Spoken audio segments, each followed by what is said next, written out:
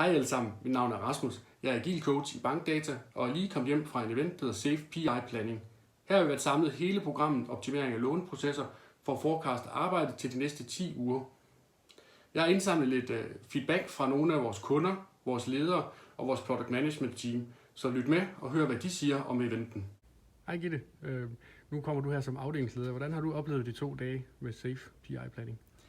Jamen, jeg synes faktisk, det har været rigtig givetigt, fordi vi har fået samlet alle parterne, både på teamniveau og interessenterne, og PO'erne er med ind over Scrum Master. Alle har vi samlet på en gang, og når der så opstår nogle forhindringer eller nogle spørgsmål, så har man dem lige ved hånden og kan gå hen og få stillet de opklarende spørgsmål og komme videre, i stedet for at man skal først til at koordinere et møde og finde ud af, hvordan og hvorledes.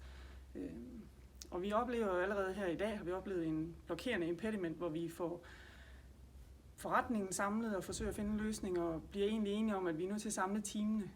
Og samler så de her 4 teams og får produceret en løsning, som egentlig på bedste vilkår tilfredsstiller alle på forretningssiden med nogle små tilpasninger. Og det synes jeg bare viser, at når man bringer beslutningen ned til dem, der ved noget om det, så kan vi lykkes, og så bliver det konstruktivt. Så det synes jeg vil tage med herfra i hvert fald. Hej Jette, du har oplevet 2 dage med Safe PI Planning som business owner fra Sydbank. Hvordan har det været?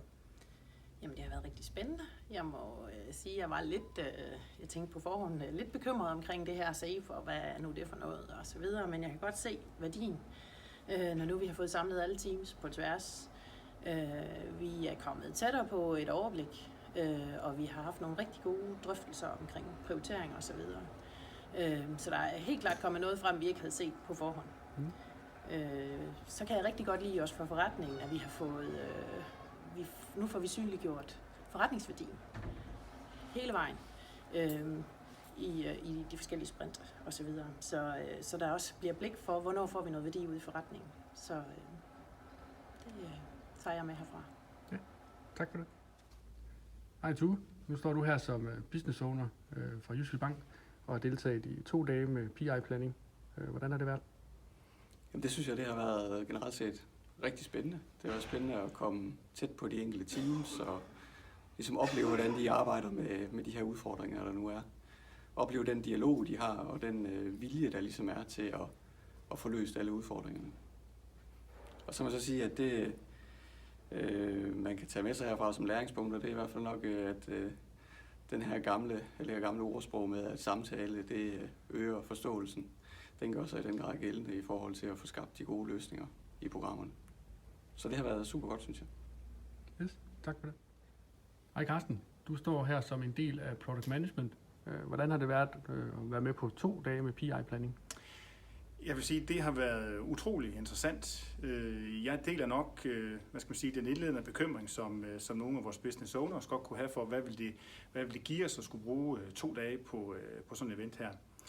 Jeg vil sige, en af de helt store værdier, jeg synes, man tager med herfra, det er, at når alle teams er samlet, så har vi en langt større mulighed for at visualisere og billedliggøre for dem, hvad er det egentlig for en helhed, de arbejder ind i.